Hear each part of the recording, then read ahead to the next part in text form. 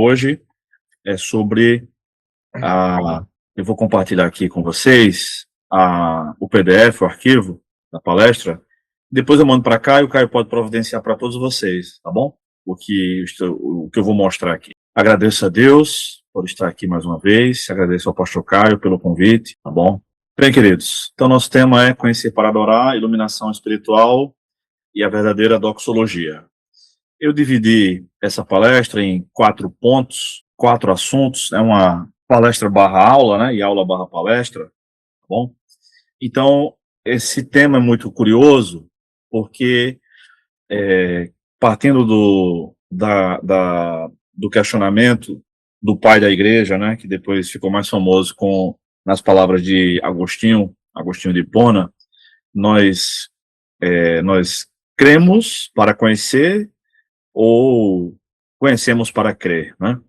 Então é um pouco dos dois, tá? É um pouco dos dois. A gente crê para conhecer e conhece para crer. E isso vai ser alternado ao longo de toda a nossa vida. Tem assuntos que a gente crê primeiro para conhecer melhor depois, e tem assuntos que a gente conhece primeiro para crer melhor, tá? Então eu coloquei 4 questões. A primeira delas é a seguinte: a lei do Senhor conduz o crente à adoração correta, e ela é fruto, a lei do Senhor, da autorrevelação divina. Então, tudo que nós sabemos sobre Deus é numa ciência, né, nós chamamos a teologia de ciência, e a teologia é a mãe das ciências, tá? Se tiver alguém aqui do ramo de filosofia, segura um pouco para o fim da palestra me arguir com isso, mas a filosofia se apresenta como a mãe das ciências, porque a filosofia pergunta, né? O que é isso, o que é aquilo, o que é a verdade, o que é que eu estou fazendo aqui, quem sou eu, para onde eu vou. Mas, na verdade, essas primeiras perguntas todas, as 4 grandes perguntas da humanidade: quem sou, de onde vim, o que faço aqui e para onde vou, elas todas têm conotação religiosa, então são perguntas teológicas, antes até de serem perguntas filosóficas. É por isso que em livros como Iniciação à Teologia e outros livros dessa natureza, eu vi o professor Fernando passando aí o banner do Para que serve a teologia, ou mais ou menos assim, né, o título do livro. E então esses livros de iniciação à teologia acabam respondendo esse tipo de pergunta e abordando a questão da origem da teologia antes de todas as coisas, tá? E assim mesmo, porque Deus chegou para o homem e disse: olha, eu sou Deus, eu criei vocês, eu fiz tudo assim, fiz assado, vocês estão aqui para isso, para aquilo outro. Então a gente percebe que dos 4 grandes questionamentos da humanidade, 3 são respondidos logo no início do livro de Gênesis. Quem somos, de onde viemos e o que fazemos aqui. Nós somos imagem e semelhança de Deus, viemos de Deus, estamos aqui para adorá-lo e servi-lo, e claro, também para sujeitar a criação, para dominá-la, que são mandamentos divinos, tá? E a outra pergunta das 4 grandes, né, para onde vou, ela encontra respostas ao longo de toda a Bíblia. Então, a Bíblia começa dessa perspectiva que eu estou abordando aqui, respondendo, digamos assim, essas 3 primeiras grandes questões, e depois passa a história toda da salvação respondendo a outra pergunta: para onde iremos, tá? Eu quero convidar todos vocês que estão presentes aqui a se organizarem para abrirem suas câmeras e tal. A gente já está longe geograficamente e seria interessante se eu pudesse vê-los também, para que depois a gente possa conversar um pouco, tá bom? Então, convido todos vocês a se organizarem aí. Pode ser que alguém esteja jantando ainda, enfim, mas convido vocês a se organizarem para participar melhor, tá bom? Então, a gente sabe algo sobre Deus porque ele disse quem ele é a autorrevelação. A gente vê também que Deus deu sua santa lei a Moisés, por isso sabemos como devemos adorá-lo, tá? Então, eu coloquei aqui o episódio do fogo estranho, que serve para ilustrar isso. E aconteceu que Nadab e Abiú, filhos de Arão, pegaram cada um seu incensário e, pondo nele fogo e incenso, ofereceram fogo não permitido diante do Senhor, ou fogo estranho, né? O que não lhes havia ordenado. Então saiu fogo diante do Senhor e os devorou, e morreram diante do Senhor. Então Deus estabeleceu regras de como deveria ser o fogo do altar. Não podia ser de qualquer fogueirinha, não podia ser de uma palha queimando qualquer. Deus estabeleceu as regras para a sua adoração. É claro que esse princípio de oferecer fogo estranho no altar do Senhor ainda hoje é válido, não literalmente, né, porque a gente não faz mais isso, e desde que Cristo veio não precisa mais fazer isso, mas no nosso culto a Deus, quais são os elementos presentes no culto? Será que são realmente aqueles designados pela palavra de Deus? Terceira questão ainda da primeira etapa, eu coloquei o seguinte: antes da lei, poderia ser que os homens não soubessem como deveriam adorar o Senhor, mas depois que Deus se revelou, estamos andando com toda a clareza possível.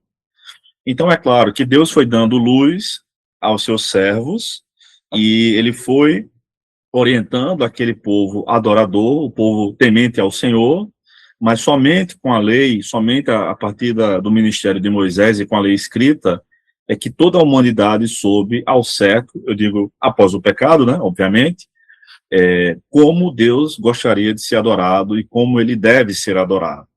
Então, na lei diz tudo isso. O Senhor é o único Senhor, então não deve haver adoração a outro Deus. E aí nós temos a síntese disso nos 10 mandamentos. Não servir somente a Deus, não fazer imagem de escultura nem adorá-las, não invocar o nome do Senhor em vão, guardar o sábado, que era o dia sagrado da época. Então, os quatro primeiros mandamentos, dos 10, falam da nossa relação vertical, homem-Deus e Deus-homem, a nossa relação direta com Deus. Do 5º ao 10º mandamento, nós vemos as orientações divinas sobre a relação do homem com seus semelhantes. E é interessante que o coração disso é o 5º mandamento, honrar os pais. Então, é interessante que quem não aprende a honrar os pais, não aprende a honrar mais ninguém. Provavelmente vai ser aquela pessoa que está disposta a fazer de tudo para conseguir os seus objetivos, sejam eles quais forem, tá? E aí, quem não honra os pais, está disposto a trair o cônjuge, está disposto a assassinar, né, que o mandamento não matarás é melhor traduzido como não assassinarás, que não matarás o inocente, e assim por diante. Então, a lei do Senhor é perfeita em muitos aspectos, em muitos sentidos, tá? Já que essa frase tem um campo semântico, né, um campo de entendimento vasto. Essa frase pode significar muitas coisas, dependendo do contexto, mas a lei do Senhor é perfeita em todos os sentidos, tá bom? Então, em primeiro lugar, queridos, a lei do Senhor conduz o crente à adoração correta, é fruto da autorrevelação divina. Então, nós não conhecemos a Deus porque pegamos um fragmento de Deus, como se isso existisse, e pusemos no laboratório para examinar, no microscópio, ou fazendo quaisquer outros tipos de testes. Nós conhecemos a Deus porque ele chegou para a humanidade e disse: é assim que eu sou, esse sou eu, vocês devem me adorar e devem fazer isso assim, assim e assado. Então, nós louvamos a Deus pela sua autorrevelação. Em segundo lugar, adorar para crer e crer para adorar, tá? O culto é tão importante na Bíblia que somos lembrados o tempo todo que devemos... Tá faltando um R aqui, né? Vou revisar isso, tá? Devemos prestar culto a Deus, tá?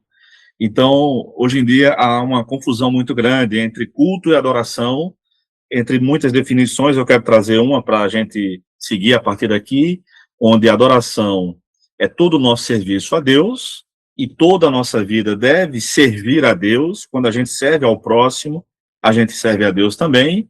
Estou tentando sintetizar aqui uma série de passagens bíblicas sobre isso. Então, a adoração é o que a gente faz sempre, o nosso serviço a Deus, enquanto a gente viver para a glória de Deus, tá? Então, enquanto a gente deve descansar para a glória de Deus. Enquanto a gente trabalha, idem. Quando a gente se alimenta, também deve ser para a glória de Deus, e tudo que a gente faz tem que ser para a glória de Deus. Isso está para a adoração. É interessante que a adoração é algo que Deus procura verdadeiros adoradores. Então, eu já vi muitas pessoas, muitos irmãos falando, né, que Deus nos salvou para isso, para aquilo outro. Geralmente, as pessoas falam no âmbito missionário. Deus nos salvou para ser testemunhas e tal. Sim, também, tá? mas Deus, o que Deus procura mesmo são adoradores. Deus não procura ativistas. É claro que essa adoração é ampla, e na adoração faz parte uma série de coisas, como oração, meditação bíblica, serviço ao próximo, dízimos e ofertas, contemplação e uma série de outras atividades ou disciplinas espirituais. E o culto é a reunião dos adoradores. Então, a adoração não tem hora para acabar. Ela é a nossa vida durante a nossa vida toda.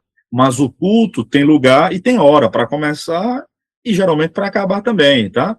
Então, lá na minha igreja, o culto do domingo tem pela manhã e tem à noite. E eu sei os horários de todos os membros da igreja, da minha e de todas as igrejas aqui, né? Nós sabemos o horário do culto.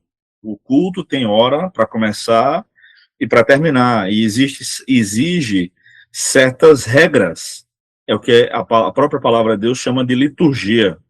Durante os últimos anos, a política no Brasil trouxe até à tona o sentido da palavra liturgia do cargo, por conta do presidente Bolsonaro, que foi um presidente bem informal em muitos aspectos. Muitas pessoas que não gostam dele começavam a dizer, mas isso não foge da liturgia do cargo.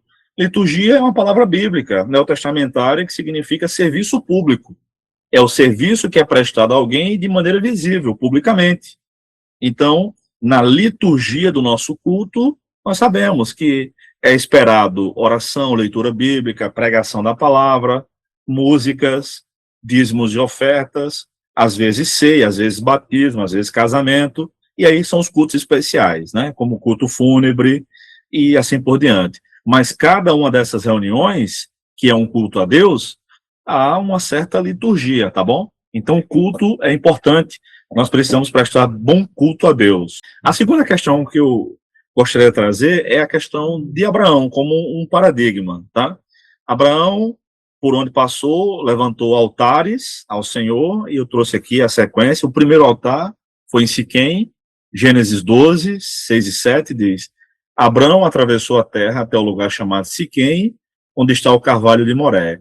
Nesse tempo, os cananeus estavam naquela terra. Então o Senhor apareceu a Abraão e disse: darei esta terra à tua descendência. E Abraão edificou ali um altar ao Senhor que lhe aparecera. Então, o primeiro altar que ele fez, altar literal, né, de pedras, em Siquém. O segundo altar foi no meio do caminho, entre Betel e Ai, duas cidades importantes. Gênesis 12, 8, versículo seguinte, diz: dali continuou até o monte ao oriente de Betel, onde armou sua tenda, ficando-lhe Betel ao ocidente e Ai ao oriente. Também ali edificou um altar ao Senhor, invocou o seu nome. Então, por onde ele ia passando, ele ia adorando a Deus. Aliás, a vida de Abraão pode ser resumida em 3 palavras, né? Tendas, altares e poço, porque é isso que ele faz. Ele monta a tenda, desarma a tenda, ele edifica altares e ele cava poços, né? E isso mostra a vida de Abraão, por exemplo, como alguém que era peregrino nessa terra e que esperava, conforme diz Hebreus, a cidade que Deus está planejando e construindo, tá? E a Hebreus diz que ele cansou em morar em tendas. Então ele era peregrino, as tendas apontam nessa direção. Os poços que Abraão cavou apontam para o fato de sua provisão depender de Deus. Ele esperava de Deus a provisão. E os altares, para o fato de que ele era um adorador. Então, tendas, altares e poços são palavras que servem para resumir a vida de Abraão. O terceiro altar é no mesmo lugar do segundo, tá? Em sua jornada, subiu do Negueb para Betel, até chegar ao lugar onde havia armado sua tenda anteriormente, entre Betel e Ai, até o lugar do altar que havia feito. E ali Abraão invocou o nome do Senhor. Esse terceiro altar não é um terceiro, tá? É o segundo também, mas ele adora, depois ele acaba voltando para adorar lá. O quarto altar foi em Hebron, Gênesis 13, 18. Então Abraão mudou as suas tendas e foi habitar junto aos carvalhos de Manre, em Hebron, e ali edificou um altar ao Senhor. Veja que coisa curiosa, tá? E o quinto, altar literalmente, né? Porque Abraão também plantou uma tamargueira, invocou o nome do Senhor, enfim, tá? Mas altar, o quinto é no Monte Moriá, que é com o episódio de Isaac, né, do sacrifício de Isaac. Tendo eles chegado ao lugar que Deus havia mostrado a Abraão, este edificou o altar e arrumou a lenha. Depois amarrou seu filho Isaac e o colocou em cima do altar sobre a lenha. E no coração ele sacrificou Isaac. Deus não aceitou, mas Hebreus diz que Abraão tinha fé para que Deus ressuscitasse o seu filho, o que é um negócio interessante demais, porque nós temos a Bíblia e temos relatos de ressurreições no Antigo Testamento e no Novo, mas Abraão não tinha nada da Bíblia, a não ser o Deus da Bíblia. Ele não tinha nenhum trecho escrito da lei do Senhor. E eu faço uma pergunta para a gente começar a pensar na nossa vida diante de Deus. Quais altares temos erguido em nossa vida, por onde a gente passa? Porque nós, embora tenhamos casas, e é possível que muitos aqui tenham mais de uma, tá? E que tomara que todo mundo que queira consiga sua casa, ou mais de uma, enfim, isso é muito bom, é bênção, é dádiva de Deus. E então nós temos nossas tendas, nossos poços, digamos assim, né? Se me permitem uma alegoria aqui, seriam os nossos poços. A gente tira o nosso sustento dali, mas vem de Deus em última instância. Agora, o altar depende de nós. Como é que a gente tem procurado buscar Deus? Ainda sobre o culto, eu quero falar sobre o culto, talvez seja o mais violento da Bíblia, né? Porque foi inesperado, foi o primeiro culto. O primeiro culto ficou marcado por inveja e violência. O Senhor acolheu Abel e sua oferta, mas não acolheu a oferta de Caim. Por isso, Caim ficou furioso e ficou com o semblante abatido. Tá? Veja, e a gente sabe o que aconteceu. Caim matou Abel por conta disso. Tá? Então, o primeiro assassinato da história da humanidade foi um fratricídio, se é que é assim o termo certo, né?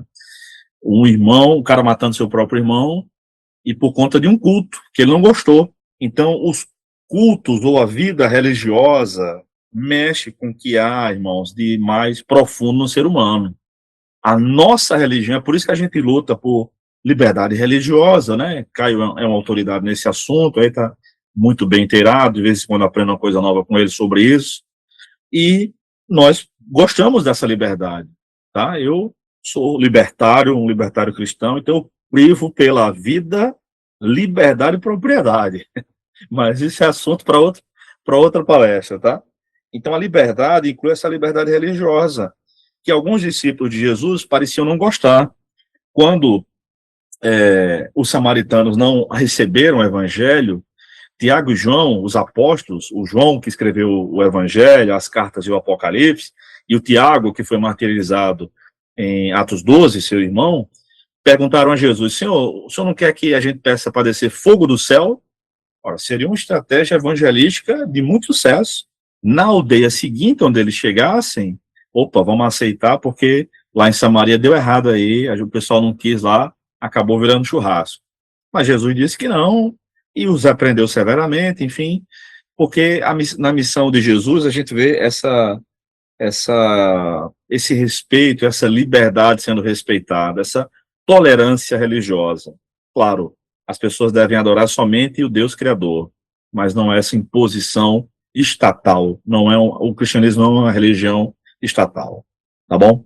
Então, veja só, nós precisamos conhecer bem para adorar bem. Agora, em terceiro lugar, gostaria de pensar um pouco sobre o lado mais místico da coisa, tá? Por favor, não confundam místico com esotérico, tá? Místico porque vem do Senhor sobrenaturalmente. E as três pessoas da Trindade estão envolvidas na nossa compreensão da palavra de Deus. É o desejo de Deus que sejamos abençoados com o entendimento da sua palavra. Então, Deus Pai abre o entendimento para a sua lei. O salmista disse isso, ora por isso, né? Desvenda-me os olhos para que eu veja as maravilhas da tua lei, Salmo 119, 118. Deus Filho também abre o entendimento para a compreensão das Escrituras. São estas as palavras que vos falei, estando ainda convosco. Era necessário que se cumprisse tudo o que estava escrito sobre mim, na lei de Moisés, nos profetas e nos salmos. Então lhes abriu o entendimento para compreenderem as Escrituras. O Cristo ressurreto abriu o entendimento dos discípulos para que eles pudessem compreender as Escrituras, e nós queremos que ele faça isso conosco também. Essa é uma das razões pelas quais eu sempre oro no início de todas as aulas, para que Deus abra o nosso entendimento para a compreensão das Escrituras. E a terceira pessoa da Trindade, Deus Espírito Santo, nos ensinará todas as coisas, é mais uma das promessas do Senhor Jesus. Mas o Consolador, o Espírito Santo, a quem o Pai enviará em meu nome, ele vos ensinará todas as coisas e vos fará lembrar de tudo que eu vos tenho dito. Claro que originalmente essas palavras se referem aos apóstolos que escreveriam os evangelhos, Mateus e João, e o Senhor Jesus os fez lembrar de tudo que ele havia dito que precisava ser escrito, né, nos seus respectivos evangelhos, né, de Mateus e João. Talvez Pedro também tenha se lembrado e servido isso para ajudar Marcos a escrever seu evangelho, mas não se aplica a Lucas, obviamente, né, já que Lucas não estava lá, enfim, tá bom, para ter que se lembrar. Mas isso também se aplica para o ensino da palavra de Deus para nós hoje. Deus Pai, Deus Filho e Deus Espírito Santo nos ensinando sua palavra. Mas atenção, como eu ponho aqui, a Bíblia que diz que Deus nos ensinará todas as coisas, também diz para meditarmos dia e noite na lei do Senhor, e mostra os profetas e apóstolos como grandes conhecedores da palavra de Deus, porque estudavam a lei, meditavam dia e noite. Então uma coisa não exclui a outra. Na cultura, nossa cultura ocidental, até talvez, né?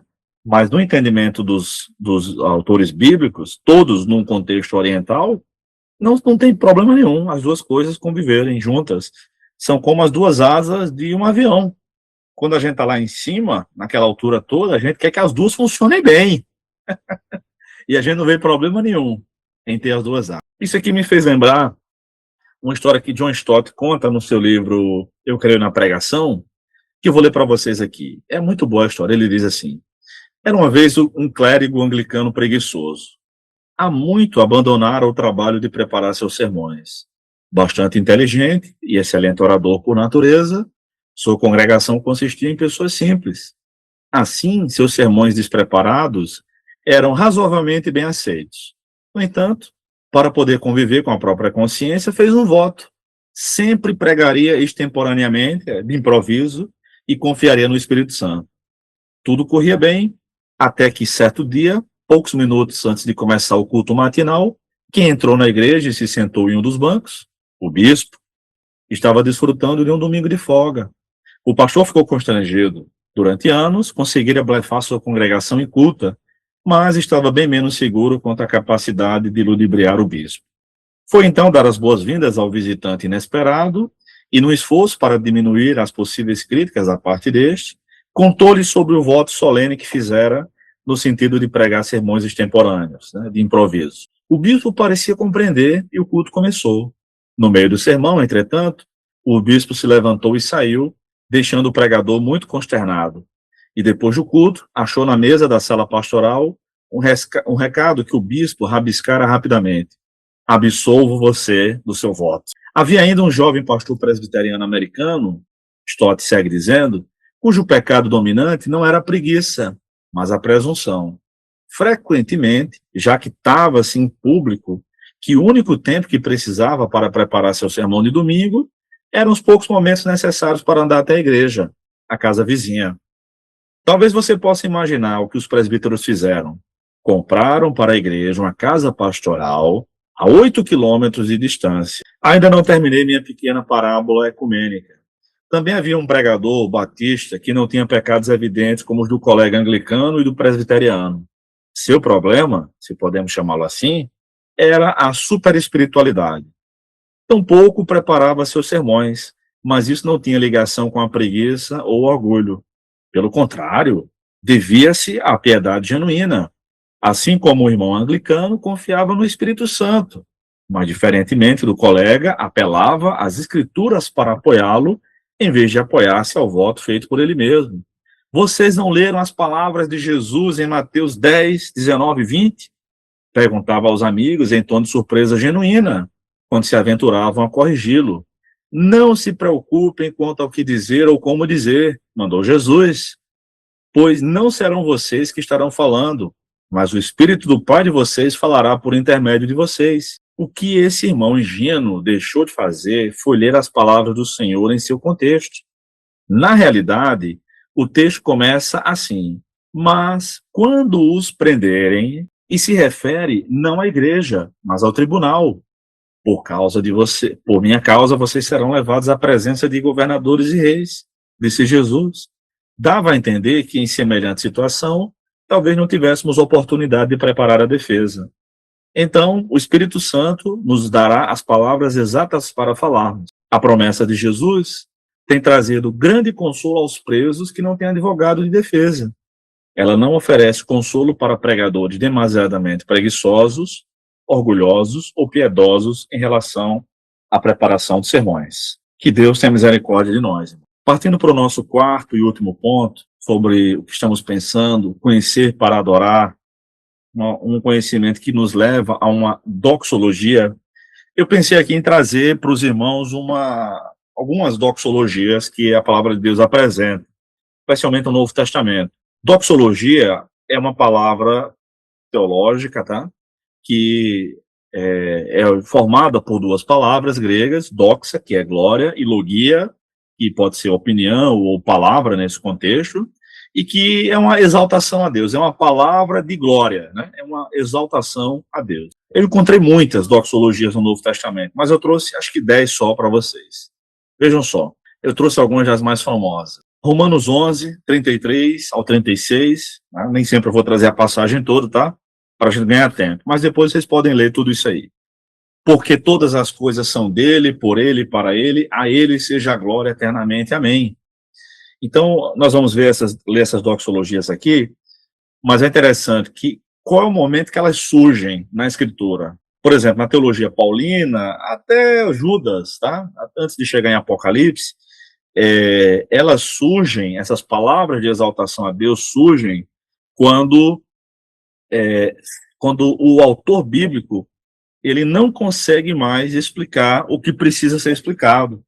Aí ele parte da sua explicação para a adoração. Eu pus aqui. Elas surgem quando os autores bíblicos chegam ao limite da explicação e passa da reflexão para a adoração. Essa deve ser a nossa atitude ao estudar as Escrituras. Nós conhecemos para adorar. Inclusive, tem professores de teologia que fazem isso. Gruden faz isso, né? Tem muita... Ele se aposentou já, né, recentemente, mas ele fala que sempre canta no final das suas aulas de teologia com seus alunos. Eu tentei fazer isso esse semestre, não deu muito certo, acho que eu não consegui explicar direito, mas os alunos ainda estavam muito, digamos assim, vidrados no conteúdo em si, ou nas discussões que advêm da teologia sistemática. Eu fiz isso, tentei fazer isso em teologia sistemática, que, eu não sei, talvez tenha sido culpa minha, mas eles não entenderam que aquilo ali deveria resultar em louvor, tá? Aí nós vemos também em Romanos 12, verso 25 ao 27, o finalzinho diz: a único Deus sábio seja dada a glória para todos sempre, por meio de Jesus Cristo. Amém. Efésios 3, versos 20 e 21, aquele que é poderoso para fazer bem todas as coisas, além do que pedimos ou pensamos, pelo poder que age em nós, que opera em nós, a ele seja a glória na igreja e em Cristo Jesus, por todas as gerações, para todos sempre. Amém. Geralmente tem um amém no final também, tá? Filipenses 4:20, ao nosso Deus e Pai seja dada a glória pelos séculos dos séculos. Amém. 1 Timóteo 1:17, ora, ao Rei dos séculos, imortal, invisível, ao único Deus, sejam honra e glória para todos sempre. Amém. Esse trecho aparece numa das músicas de Aline Barros, né?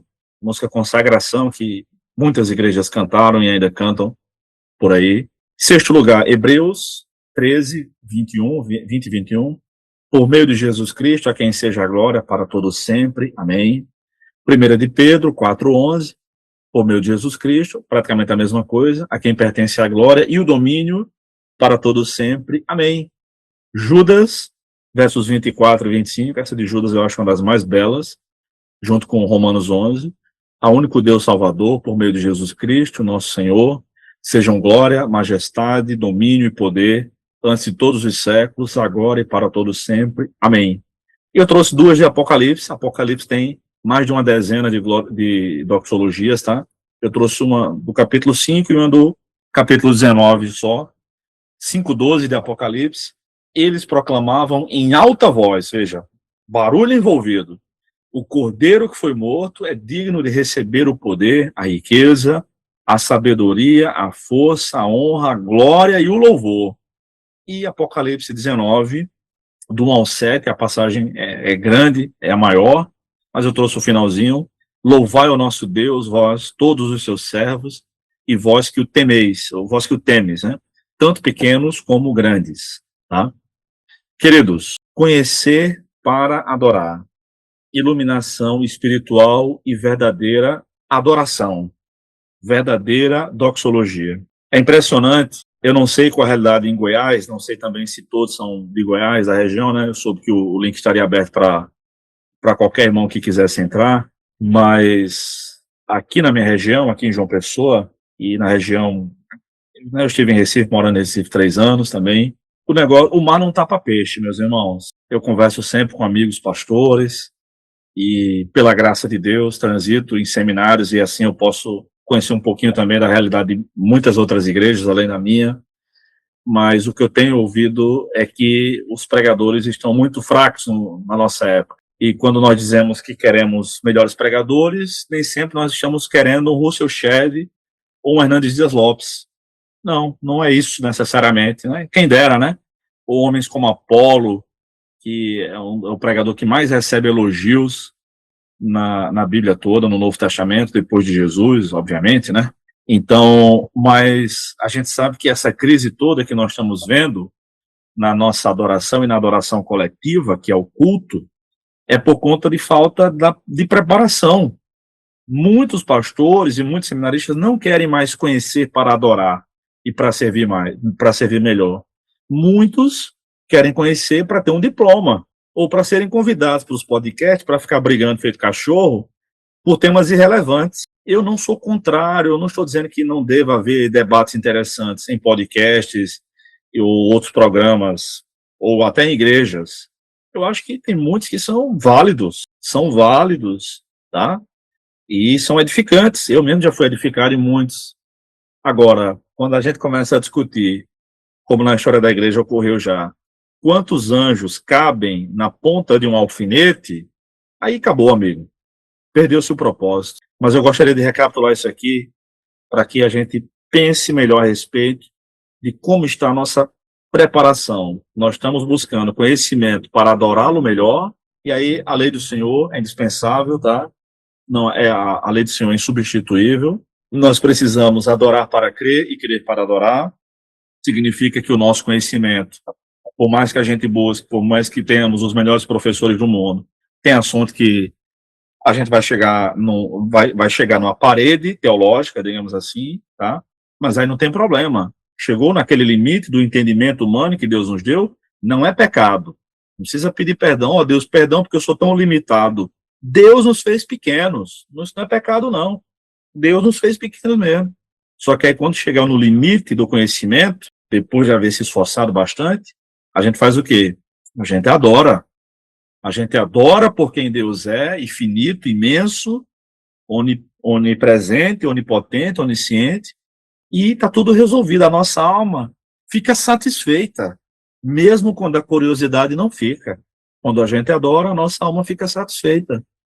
Aí a gente tem a melhor ajuda do mundo, que é Deus Pai, Deus Filho e Deus Espírito Santo, abrindo o nosso entendimento, desvendando os nossos olhos, para que a gente possa compreender a Escritura. E aí, quando todo conhecimento chegar ao fim, ao nosso limite, a gente deve saber que devemos adorar a Deus. Eu concluo dizendo o seguinte: percebemos que o verdadeiro conhecimento de Deus e das Escrituras vem do próprio Deus, do próprio Espírito de Deus, para aqueles que se dedicam a cultuar e estudar as Escrituras. Cultuar a Deus e estudar as Escrituras. E que, uma vez que estudamos e entendemos a palavra de Deus, somos levados a adorá-lo ainda mais intensamente por tudo que ele faz e é. E que Deus tenha misericórdia da nossa vida. Amém, meus irmãos? Antes de passar a palavra para o pastor Caio, para o professor Fernando, eu peço 2 minutinhos só para mostrar aqui meus contatos e minhas obras. Se alguém esse material vocês vão receber, tá? Aqui tem meus contatos no Instagram e o WhatsApp. Pela graça de Deus, tenho 41 livros publicados. E os principais estão disponíveis nesse link aqui, livros impressos, ou alguns podem ser adquiridos comigo também. Mas vocês também podem ver meu canal no YouTube, no Telegram, tá? E alguns e-books também, tá? E eu não quero livro impresso, é muito caro, tem um frete, não, mas tem e-books também. Vocês podem ver aqui, conhecer melhor todas essas obras, tá bom? Que Deus abençoe. Passa a palavra para o